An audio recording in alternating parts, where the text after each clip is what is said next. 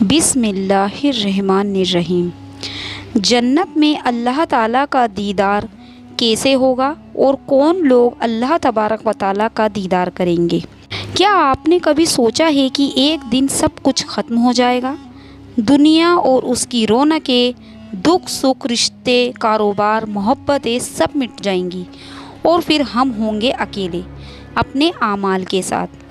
پھر اللہ تعالیٰ کرم فرمائے گا اور ہم انشاءاللہ تعالیٰ جنت میں پہنچ جائیں گے۔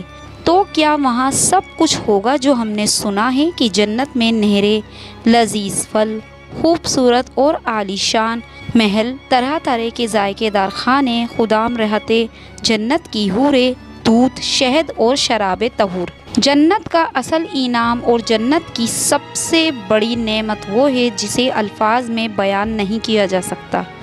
جی ہاں، اللہ کا دیدار۔ ذرا سوچئے وہ لمحہ کیسا ہوگا جب جنتی اپنے پروردگار کو اپنی آنکھوں سے دیکھ سکیں گے۔ ماشاء اللہ، سبحان اللہ، وہ اپنے پروردگار کو اپنے سامنے موجود پائیں گے۔ آج کی اس ویڈیو میں آپ کو بتاؤں گی کہ جنت میں اللہ تعالیٰ کا دیدار کیسے ہوگا اور کن لوگوں کو اللہ کا دیدار نصیب ہوگا۔ کیا تمام اہل جنت اللہ کا دیدار کر سکیں گے؟ کیا جنت میں اللہ کا دیدار صرف ایک مرتبہ ہوگا یا بار بار یہ سعادت نصیب ہوگی؟ اور وہ کون خوش نصیب لوگ ہوں گے جو بغیر حساب و کتاب کے جنت میں داخل ہو جائیں گے؟ اور ہمیں دنیا میں ایسے کون سے اعمال کرنے ہوں گے کہ ہمیں جنت میں اللہ کا دیدار نصیب ہو جائے؟ تو آج کی اس ویڈیو میں آپ کو بتاؤں گی، یہ ایک ایسا موضوع ہے جو دلوں کو ہلا کر رکھ دے گا، روح کو جھنجھوڑ دے گا اور آنکھوں کو اشک کر دے گا۔ یہ ویڈیو آخر تک ضرور دیکھیں کیونکہ آج کی گفتگو صرف علم نہیں بلکہ عشق الہی ہے۔ تو ناظرین، جنت کی تمام نعمتوں سے بڑھ کر اللہ کا دیدار ہے۔ جنتی اپنے رب کے سامنے روبرو حاضر ہوں گے اور اپنے پروردگار کو اپنی آنکھوں سے دیکھ رہے ہوں گے، تو وہ جنت کی کسی بھی نعمت کو اللہ کے دیدار سے بڑھ کر نہیں سمجھیں گے۔ قرآن مجید میں اللہ تعالیٰ نے بار بار جنت کی نعمتوں کا تذکرہ فرمایا اور جنت میں اللہ کے دیدار کے بارے میں یوں ارشاد فرمایا۔ اللہ کے دیدار کے بارے میں یوں ارشاد ہوا، وجوہ ہوئی یونا الی ربہا ناظرات، کچھ چہرے اس دن تر و تازہ ہوں گے اور اپنے رب کی طرف دیکھ رہے ہوں گے۔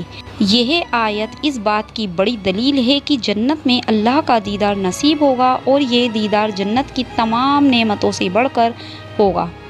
حضرت جریر بن عبداللہ رضی اللہ تعالیٰ عنہ فرماتے ہیں کہ نبی کریم صلی اللہ علیہ وسلم نے فرمایا، تم اپنے رب کو ایسے ہی دیکھو گے جیسے تم چاند کو 14ویں رات میں بغیر کسی رکاوٹ کے دیکھتے ہو۔ یہ وہ خوش نصیب ہوں گے جو نہ صرف جنت میں داخل ہوں گے بلکہ جنت کی اس بلند ترین نعمت کے حقدار بھی بنیں گے۔ یہ صرف دیکھنا نہیں ہوگا بلکہ ایسا دیدار ہوگا جو روح کی گہرائیوں کو سرشار کر دے گا۔ اہل جنت کے چہرے خوشی سے دمک رہے ہوں گے اور ان کے دلوں میں بے پناہ سرور ہوگا۔ وہ اپنے پروردگار کو دیکھ رہے ہوں گے بغیر کسی حجاب کے، بغیر کسی پردے کے۔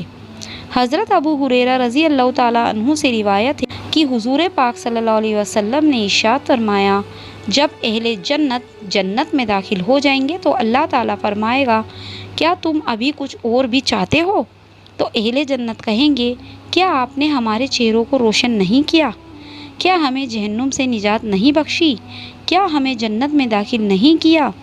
پھر اللہ تعالیٰ پردے ہٹائیں گے اور جنتی اپنے پروردگار کا دیدار کریں گے۔ نبی کریم صلی اللہ علیہ وسلم نے ارشاد فرمایا کہ اللہ تعالیٰ کے دیدار سے بڑھ کر کوئی نعمت اور خوشی نہیں۔ جنت میں سب سے بڑا انعام اور اکرام اللہ تعالیٰ کا دیدار کرنا ہے۔ اس بارے میں حضرت صہیب بن سنان رضی اللہ تعالیٰ عنہ سے روایت ہے، وہ فرماتے ہیں کہ حضور نبی کریم صلی اللہ علیہ وسلم نے ارشاد فرمایا کہ جب جنت والے جنت میں اور جہنم والے جہنم میں داخل ہو جائیں گے تو ایک ایسا اعلان ہوگا اور اعلان کرنے والا اعلان کرے گا، اے اہل جنت، بے شک اللہ تعالیٰ نے تم سے ایک وعدہ کیا تھا اور اب اسے پورا کرنا چاہتا ہے۔ جنت والے کہیں گے، کیا ہے؟ کیا اللہ تعالیٰ نے ہمارے ترازو بھاری نہیں کر دیے؟ کیا اس نے ہمارے چہروں کو روشن نہیں کر دیا؟ کیا ہمیں جنت میں داخل نہیں کیا؟ ہمیں جہنم سے نجات نہیں بخشی؟ اب کون سا وعدہ باقی ہے؟ तभी अचानक से पर्दे हटेंगे और अहले जन्नत अल्लाह ताला का दीदार करेंगे, अल्लाह को देखेंगे और अल्लाह की कसम उनके लिए अल्लाह का दीदार उन सारी नेमतों से बढ़कर सबसे ज़्यादा महबूब होगा। सुभान अल्लाह। उनकी आंखों को ठंडक और सुकून किसी और चीज़ से नहीं मिला होगा। अल्लाह ताला हमें भी अपना दीदार करने वालों में शामिल फरमाए, आमीन सुम्मा आमीन। और हम उन तमाम गुनाहों से बचें जो अल्लाह के दीदार से हमें महरूम कर सकते हैं। तो नाज़रीन, जन्नत को अल्लाह ताला ने अपने नेक बंदों के लिए बनाया है और इस वसी और ख़ूबसूरत मुकाम को समझने के लिए हमारी सोच भी कासी रहे।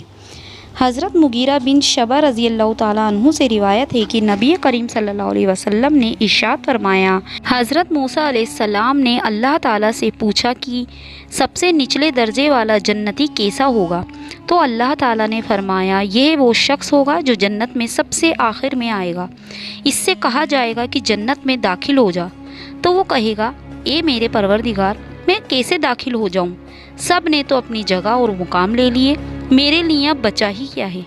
तो अल्लाह ताला फरमाएगा कि क्या तुझे ये पसंद है कि दुनिया के सबसे बड़े बादशाह की बादशाहत जितनी नेमतें तुझे अता कर दूँ? तो वो कहेगा, ए मेरे रब, मैं इस पर राज़ी हूँ। फिर अल्लाह ताला फरमाएगा कि तुझे इस जैसे 5 बड़े बादशाहों के बराबर बादशाहत अता करूँ। फिर उसे इससे भी बढ़कर 10 गुना मिलेगा और उसे वह चीज़ अता की जाएगी जो आंखों को खुशी और दिल को सुकून दे। वो कहेगा, ए मेरे परवरदिगार, मैं पूरी तरह राज़ी हो गया।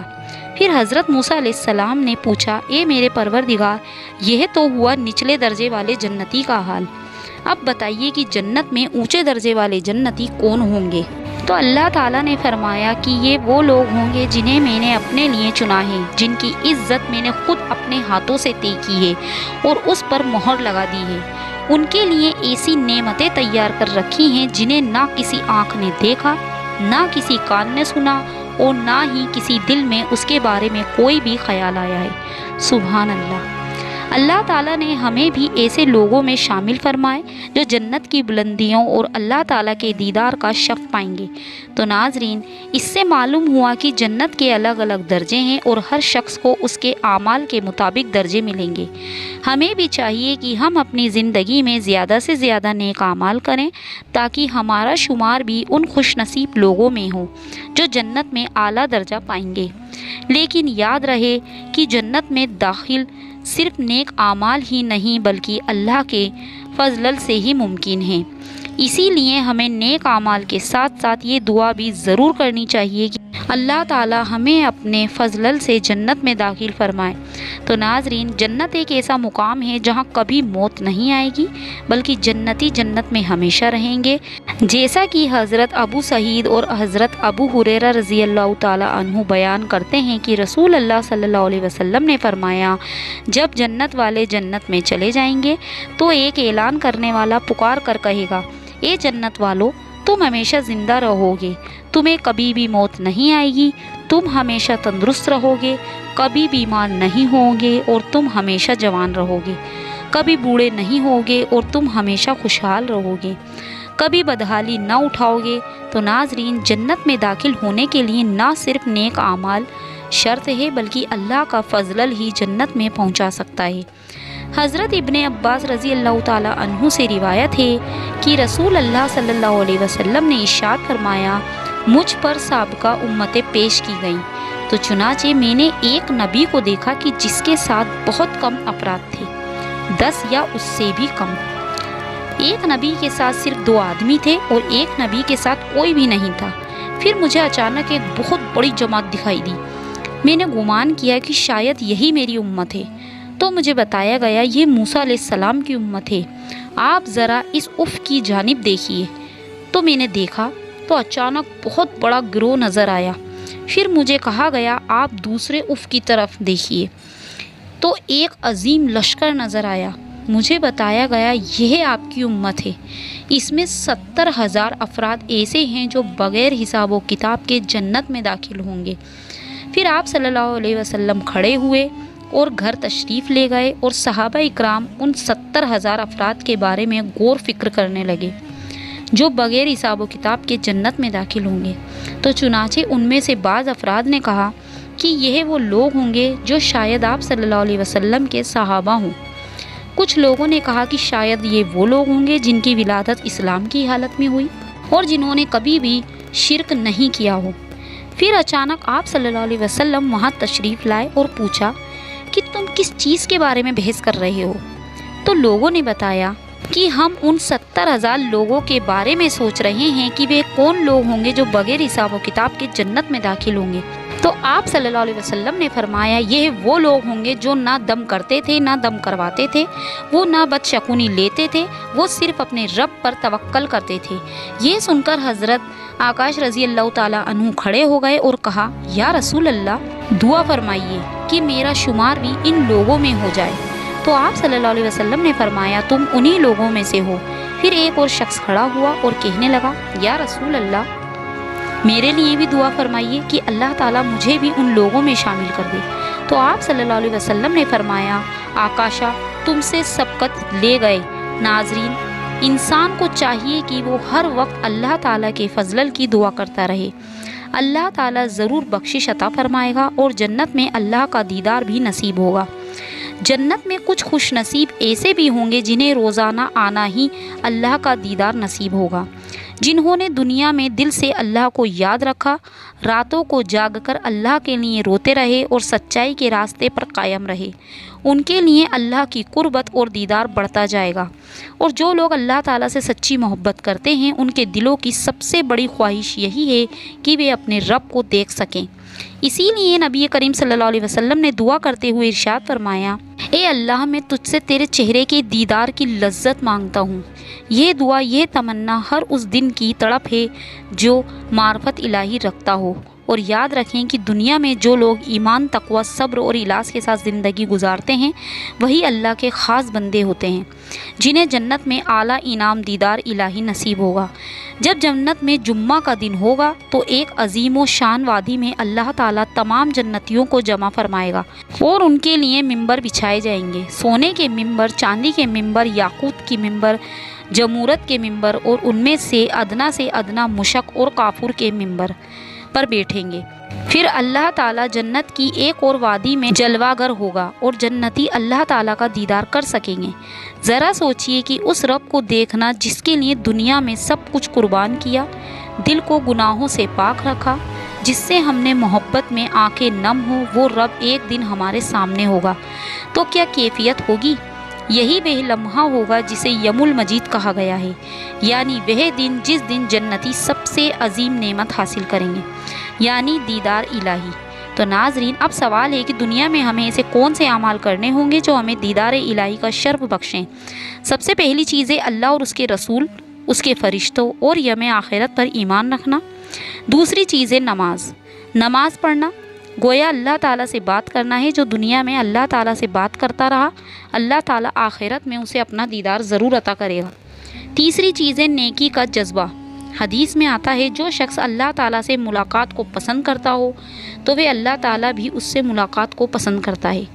چوتھی چیز ہے دنیا میں گناہوں سے بچنا اور حرام سے بچنا اور تمام حرام کاموں سے بچنا، دل میں اللہ تعالیٰ سے محبت رکھنا۔ لیکن افسوس کہ ہم نے دنیا کی چمک دمک میں اپنے دلوں کو اندھا کر لیا۔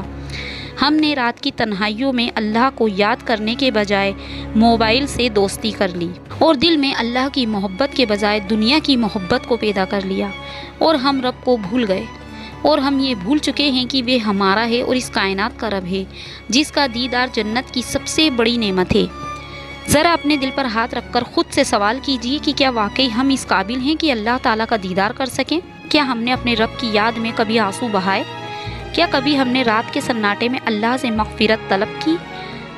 ابھی بھی وقت ہے، ابھی بھی دروازہ کھلا ہوا ہے، ابھی بھی رب پکار رہا ہے، اے میرے بندو آؤ مجھ سے دوستی کرو، میں تمہیں جنت دوں گا۔